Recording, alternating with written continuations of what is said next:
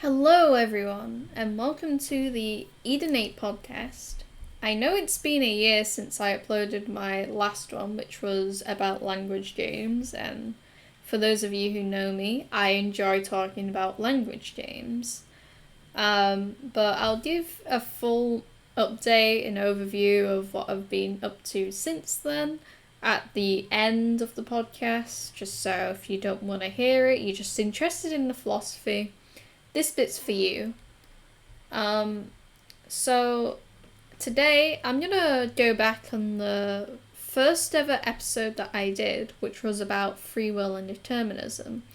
And I want to sort of give it a bit of a retouch up because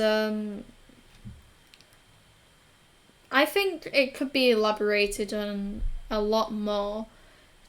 Because in the initial episode that I did, I basically wanted freedom and free will. I found it just boring and there wasn't much to the argument. For me personally, I think it can easily be overcome with, yeah, but what if it's not though? So, in today's episode, I'm going to be looking at two philosophers that I looked at in class, which were Peter Van Inwagen and Harry Frankfurt. And this is going to be mostly about how compatibilist are the free will and determinist theories. So, just as a bit of a recap, causal determinism is the idea that all of our actions are decided either by past events, like a cause or effect chain, or they are decided by like a predestination type idea. So everything will go exactly to plan because a higher power or a higher being wants it to go in that way. But they're both very similar in terms of we don't have any capability to do free will because something has already determined it to be otherwise. So it kind of works like the butterfly effect.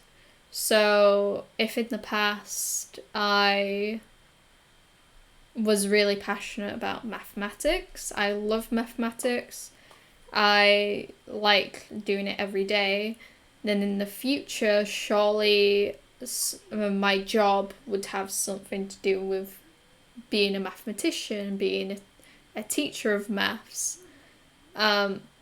So the earlier choices of my individual has a direct connection to my current self. And I can't change that. Like, I can't change that I like maths.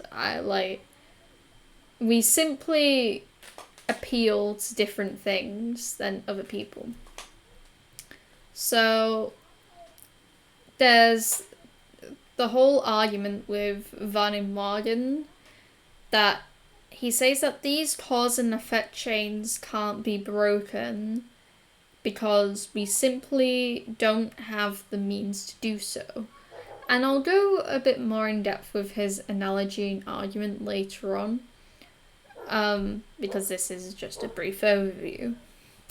And obviously the opposite view is free will, and it's just basically we act the way we do because we just do it. Like, there's no constraints, there's no contingencies. But I want to sort of look more on what does it mean to be freedom? Like, what does freedom actually mean? And can we actually be free? And so Harry Frankfurt is arguing that free will and determinism can coexist side by side. And you may recall in the episode I used phrases like soft determinism and hard determinism. So soft determinism will be referring to free will is compatible. And I initially included that we don't have free will, but we have freedom of choice. And that's basically what the summary of Harry Frankfurt's argument is. But he's not focusing on freedom of choice. He's going to be focusing on the freedom of our responsibility. So we have an obligation as humans to have moral responsibility for our actions.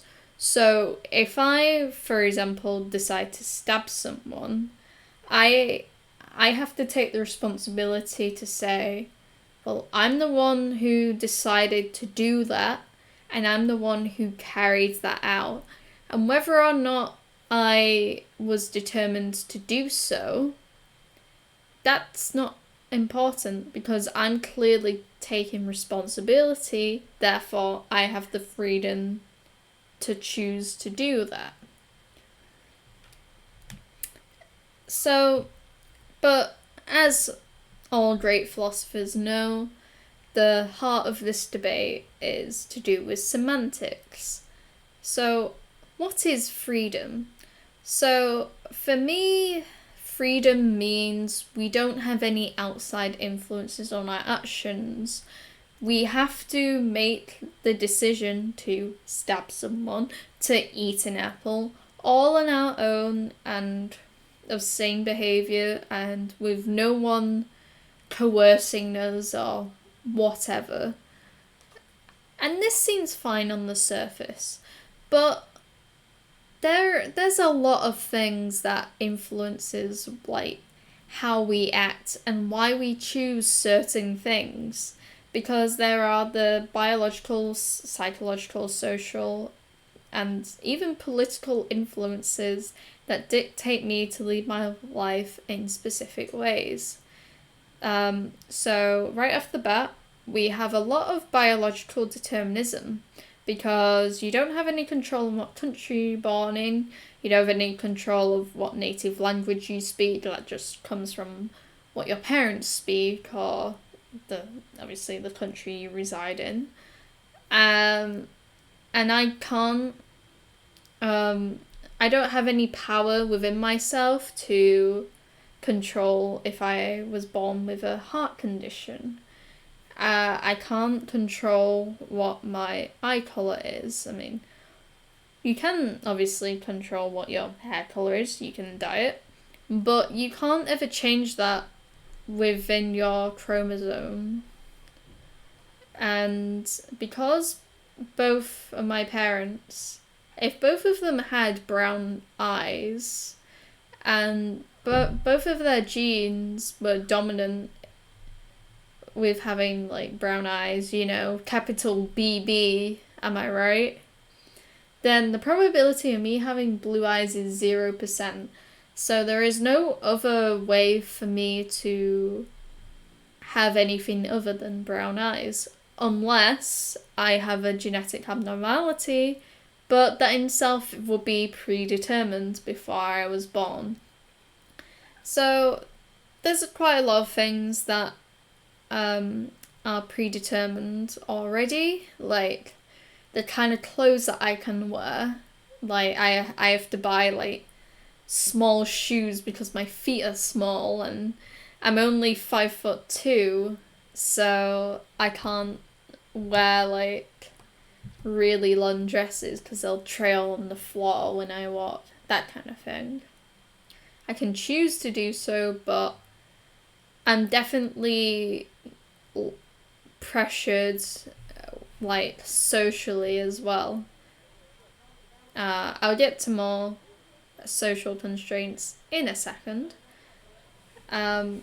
Because a lot of things that make up the way we are and why we do certain things is because of the psychological aspect. So I've already talked about the biological side, but another important aspect is the way that we're nurtured. So, like, we have greater capacity to deal with things if our parents were both kind. I'm more likely to be kind. If my parents were, not kind, then that would probably mess me up.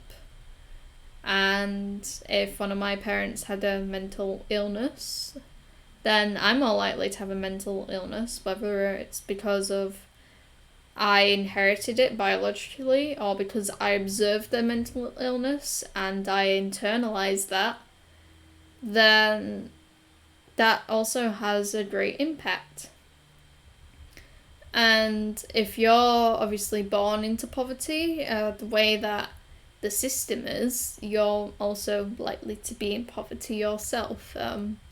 You may also have a whole host of different psychological aspects that make up your character, which may hinder you in life because of things that were outside of your control. Also, I think there's a great emphasis on your personality being formed because you're going to be interacting with a lot of people your age, and these people who you talk with are going to impact your own personality. If your friends are like the jealous type, maybe you yourself may become jealous. And I think that's just part of being a human, is you inhibit specific characteristics because you don't know any better, or that's what you think a good relationship is meant to be like. So you kind of imitate and you role model those actions. So I'm not necessarily free to choose who I be friends with or what my personality is. Like, I can change myself and my personality. Like, I can learn new things, so I become more open-minded. But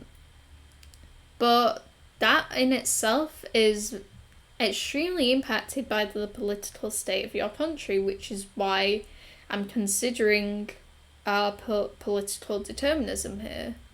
So if it's illegal to be gay in your country, then your ability to act freely is limited if you are gay.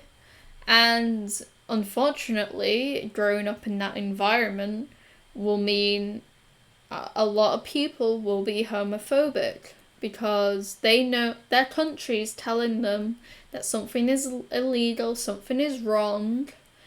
Then you're going to act hostile towards people doing that what you see as illegal. So there's a whole host of things that make up your social and psychological psyche, essentially. Because people expect you to behave in a certain way. So our freedoms are out of our control because of what other people expect you to do. So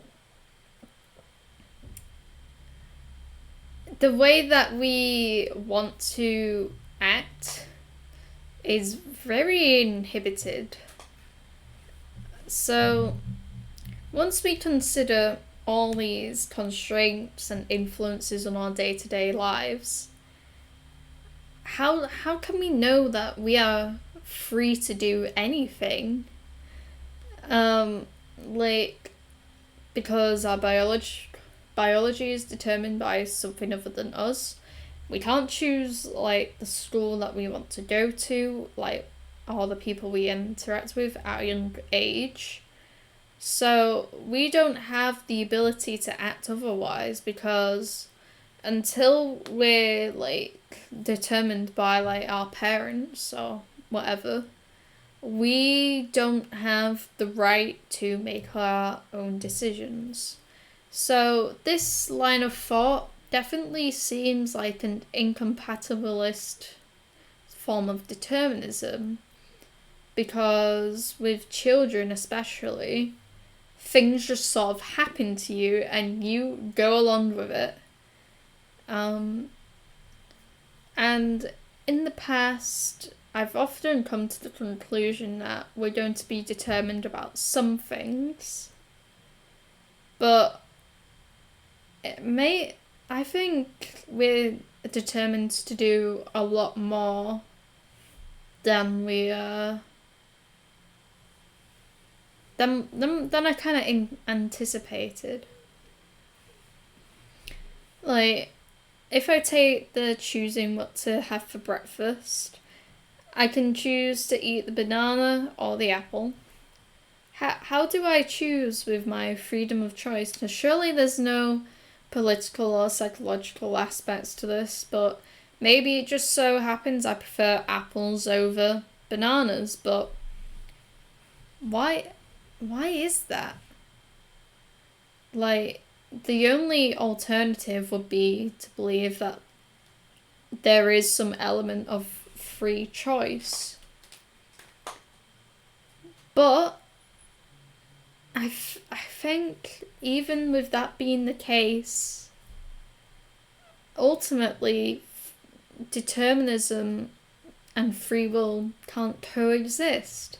I'm always going to choose the apple over the banana because maybe I grew up eating lots and lots of apples. It's a subconscious choice.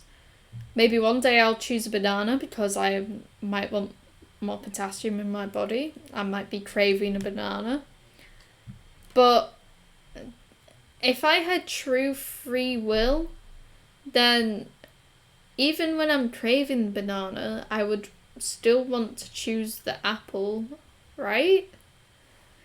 Because even though I think I want the banana, my body isn't going to tell me to have the apple. It's telling me to have the banana, so I still don't have a free choice then. But overall, in the grand scheme of things, determinism just has to be correct in my eyes, because when you think about the English language, there are 170,000 words that we choose to understand and communicate with each other. There's probably more based on language game stuff, right? But even before I've started talking, I've inherited an accent. So I've come up with a way to pronounce words. And even then, my exposure to words will be limited. I'm not going to possibly know every single word in the language. I just kind of pick them up from speaking to people, maybe reading. But I've already been determined to what I can speak and what words I will stick with. So, even though I'm exposed to slang, because of speedrunning or text speak, that's because I've spent my time on the internet and I've lived through it and I've picked it up regularly. But if I'm talking to someone who I assume doesn't know what speedrunning is, then my brain is just gonna ignore all the knowledge I have in that area and just focus on what the wider things know. It's very clever in a way because I recognize the context of what I have to speak in based on the person I'm talking to. That's where language games come in. But I'm not here to talk about language games. So, I've kind of danced around the topic long enough. So, let's talk about the analogies that Peter Van Inwagen and Harry Frankfurt wrote. So, Van Inwagen wrote in his paper called The incompatibility of free will and determinism, he mainly talks about how if determinism is true, then free will cannot coexist alongside it. So this is a similar point of view that I find myself in. So he defines determinism as causal determinism. So everything in the world and the universe prior to when you were born, and the laws of nature are fixed events. And these two things we can never change because the past is in the past and the laws of nature is just how the world works. We can't change that. So these things lead into the state of the world right now and determine the way that we act. So his analogy is a judge who is judging a criminal trial, and he has to convict a criminal. So if he raises his hand, the criminal will walk away free, and if he doesn't raise his hand, then the criminal gets sent to death. So if the judge is completely unbiased and there's no constraints whatsoever holding him back from raising his hand, but the thing is, the judge still cannot raise his hand. He doesn't have the ability to do otherwise, which is what Inwagen defines as freedom. There's a really complex idea of like, at time t1, the judge doesn't raise his hand, and at t0, all the world and the universe and the laws of nature are laid out exactly as they are. But the point is that no matter what, the judge is always going to sentence the criminal to death. And I think this ability to do otherwise is fine on the surface.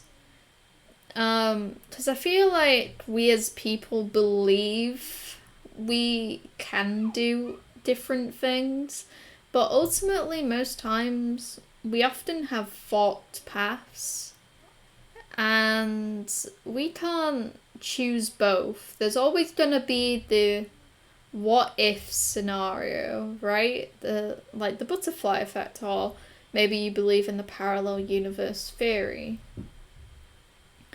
But the thing is, it doesn't give much insight onto our actions or which actions are our truly free actions. Like, going back to the apple and banana, if I so happen to pick the apple, then everything is fine.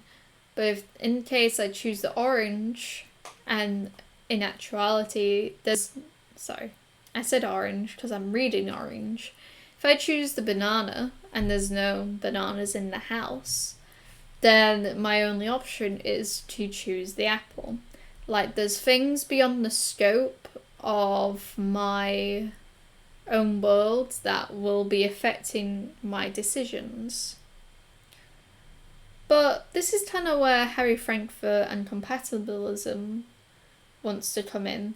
Because what's being set up here with the apple and the banana is that I have the freedom of choice, but it's an illusion, right? Maybe everything I've done up until this point, I think it's my own actions, but what if in the grand scheme of things, one option was just not available to me? Well, Frankfurt wants to demonstrate that if you consider a person named Jones as being coerced, then there's numerous ways that he would act.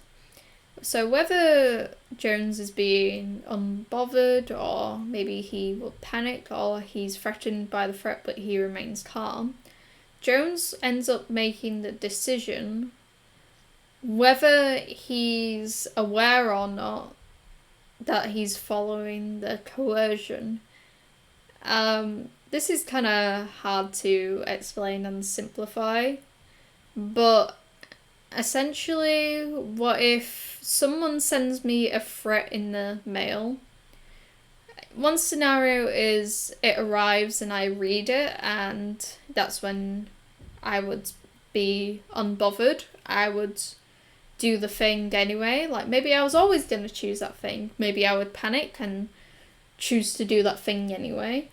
But what if the coercion never actually comes to my door? What if it gets lost in the post? And I still make that decision whether or not I'm aware that that's what I wanted to do, and I still make that decision whether or not that's what the coercion wants me to do. So you still have the moral responsibility of acting, despite other possibilities are like not being immediately apparent to us. So ultimately, I was always gonna choose that option, even if the coercion happened, even if it didn't happen. But it's weird because I don't think Frankfurt is saying anything drastically different. But the only thing that he's sort of opposing is, if determinism is true, then I would have no responsibility for my actions, because for him, freedom is our moral responsibility. And I think the argument is quite compelling. I think it is a good challenge to determinism, because not many people would readily admit that moral responsibility is a lie. So let's think about this. So moral responsibility is defined as an act where we might expect to receive punishment or praise, or we have a certain obligation to act right or wrong. And it's obviously very ingrained in human society because it's an important aspect of how we communicate.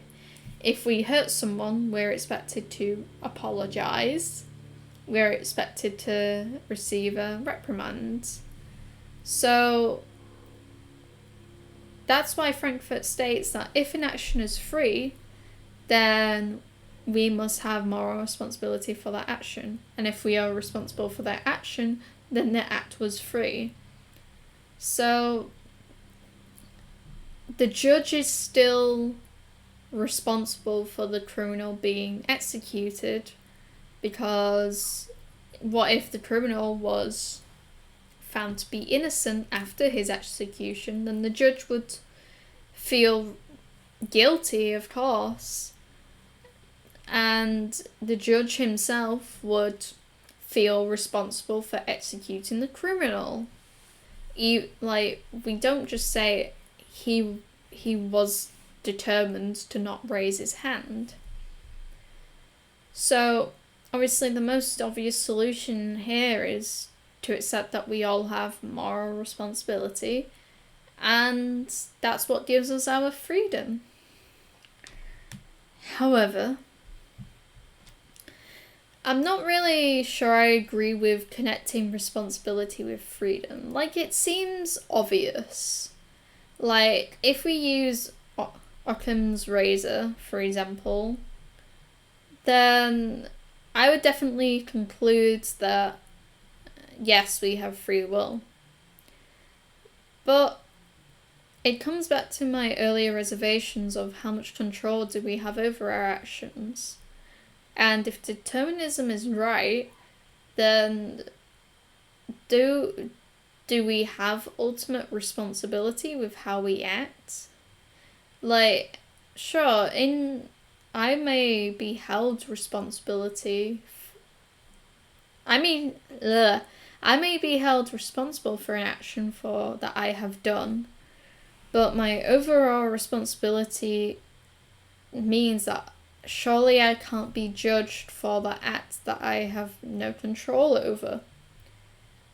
And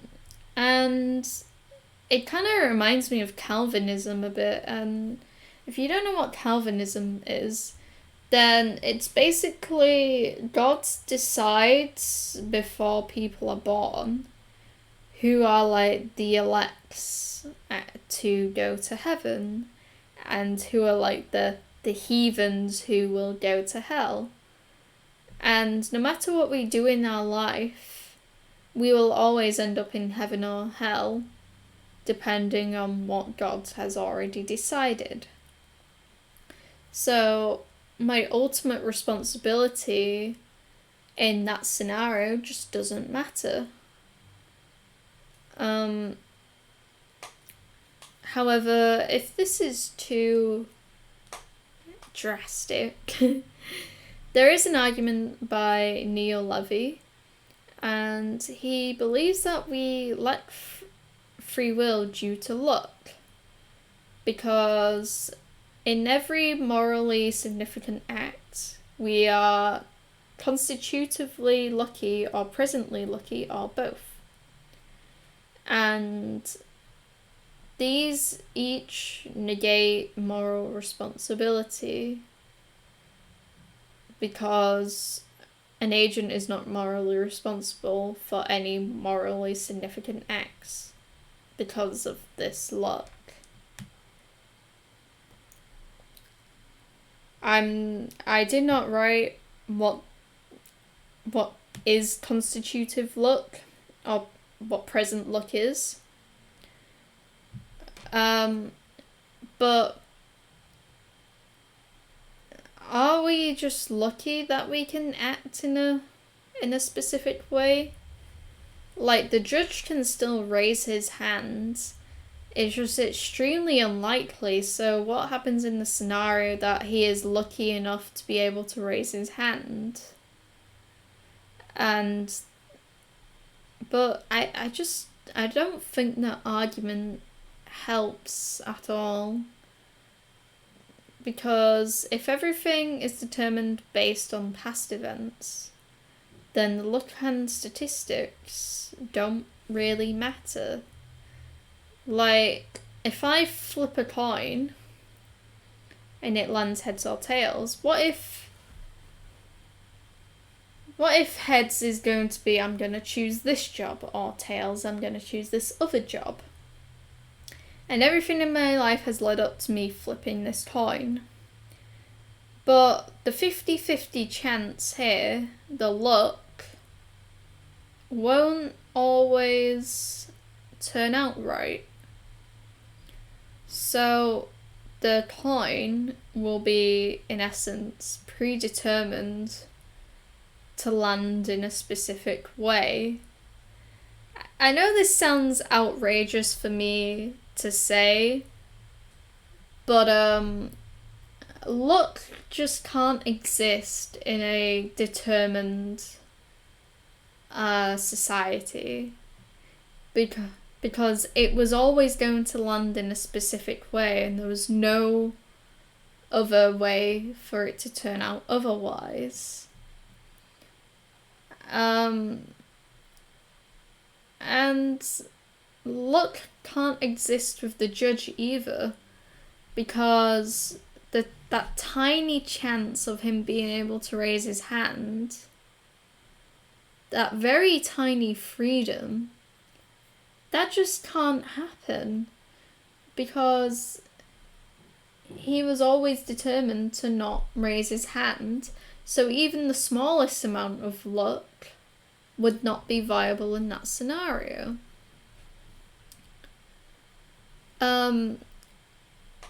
This kind of falls apart if you believe that luck can't be controlled or determined.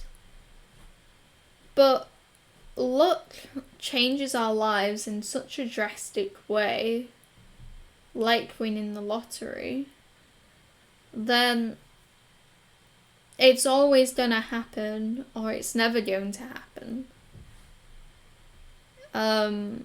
And that's just kind of how I feel about luck. it can't really exist because something's going to happen or it's not going to happen. So that's just kind of it. There are of course other objections, but I kind of want to move away from that and start thinking about the consequences of rejecting moral responsibility and freedom. Because it's very easy for me to sit here and say neither of them exist. I would rather reject the idea that luck exists and accept that freedom is real. But in terms of religious beliefs, and like I mentioned Calvinism earlier, if God has already predetermined all our actions for us, we have no way to control whether we go to heaven or hell, then what's the point in living, right? So, and why does God get to pick and choose who goes where? So when thinking about the religious aspect, I'm more likely to reject determinism because it seems unfair to make people go through the suffering of life just to end up at the spot they were always going to end up at, right? Like, Adam and Eve were clearly always going to eat from the tree of knowledge. Humanity was always going to disobey God. So that's kind of where it kind of struggles a bit. And obviously morals play a really important part within religion. And because religion teaches us to take responsibility, teaches us to care about the consequences of our actions. But if everything is predetermined, then that entire message would be ignored. And I think that's why Frankfurt really wants freedom to be is us being able to take responsibility for actions. Because it's within our nature to sort of accept praise as it comes. And I guess I would argue it's within our nature to reject negativity. I mean, I might be responsible for not doing the paperwork, but I wouldn't like to accept the repercussions of deducted pay or whatever. So overall, the obvious rejection of moral responsibility, it's just not ideal, because it would just render life meaningless, surely. If I can't act in the way I want, if I can't actively choose good choices, then there'd just be no point in living. But at the heart of the debate, it's just heavily reliant on what the definition of freedom is. And if freedom is the responsibility that I take for my actions, then I have no reason to take responsibility in the first place. And I think maybe responsibility and determinism could coexist, because obviously we're not sure in life about what is and what isn't determined. So we just accept that people will be held accountable for their actions. And past me would hate to accept determinism, but I would choose the same things again. I mean, there's some things in my past that I'd I wouldn't want to do again. But if I was in that moment, I think I would do the same thing. I mean, look at me. I did an accounting degree and I dropped out, and I ended up going to university at the university I was meant to apply to in the first place, at the course I was meant to apply to. And everything shifted a year, but I still got the same degree. And I was able to be lectured by my favourite lecturer because she joined when I joined, and she's left now, basically. And also, there's other aspects like COVID. I wouldn't have been able to attend classes in my third year because of that. So I do take responsibility for accepting the course and doing the course in the way that I did. So the argument that everything is determined and I shouldn't take responsibility, it just doesn't work well. I think maybe they coexist. However, I'm gonna leave it there. I'm gonna leave some links in the description, so you can look up the readings. You can make your own choices, and maybe we can get a bit of a debate going in the comments. I sort of lost passion for this topic partway through, which is why some of it is underdeveloped. But I've been talking for 42 minutes now. So yeah. So that's where I'm going to end it here for the main philosophy portion. And if you don't want to hear me talk about my personal life, then get out now. So obviously it's been a year, and in that year I focused a lot on my studies. I figured out what I wanted to do for my dissertation, which was language games based. I'll also put a link of that in the description if anyone wants to read it. But I just kind of lost interest in the determinism subject partway through.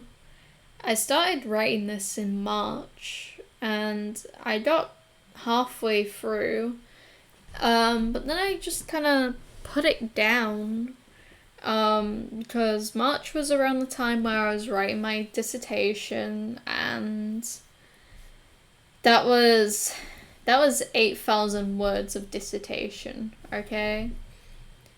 And that's just kind of what happened. And since then, it's been 6 months, but it does not feel 6 months, believe me. It's like being on a prolonged summer break, and I can't believe that it's September again. But, you know, I've been streaming a lot more frequently on my Twitch, and I've just signed contracts for a new job that I'm hopefully starting soon. And I got a new microphone, so that's why I sound all lovely and gorgeous. But yeah, I can't really believe it's been a year since I last did a podcast episode. I definitely want to do more YouTube content. I'm currently deciding whether or not to upload my Persona 4 playthrough because I've not finished it. But I've done 5 parts to it, so I don't know if I should just upload that as I complete the parts, or if I should do it like the Galaxy playthrough and just upload it all at once. Other things that I want to do are like book reviews, and obviously I want to do more podcasts. Of course I do. I don't know what the next subject will be, but I think this podcast is sort of gonna diverge into me talking about books and like I've got this book. I'm gonna show it on the YouTube now.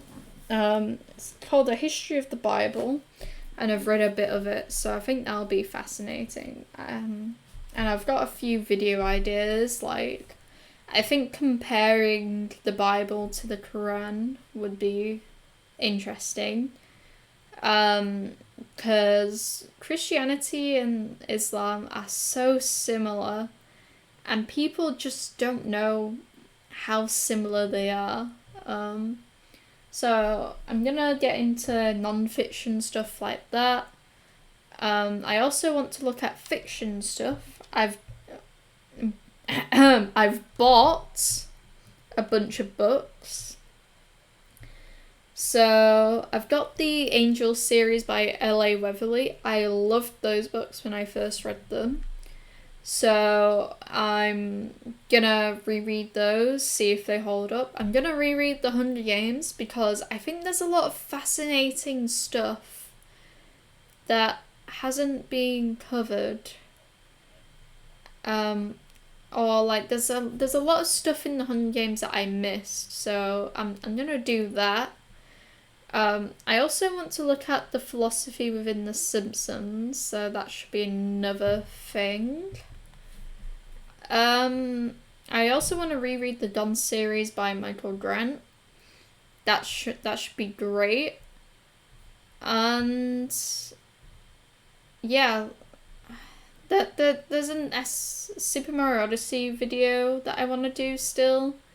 I've kind of lost a lot of steam for it. But I think because Tyrion has a 56 now, I kind of need to get that out there. And finally, I want to review like TV series. I don't know how serious I am about this, but I want to do Gravity Falls and ranking all the episodes. And I've been rewatching Grey's Anatomy recently, and I just want to do a rant about the editing and I just want to talk about Grey's Anatomy to someone because some of it is really annoying me. But yeah, that's gonna be it for me, since you all have a little update now. So yeah, I'll see you all next time on the eden8 podcast. So thank you all for listening slash watching, I suppose. And yeah, I hope you learned something new. So goodbye everyone.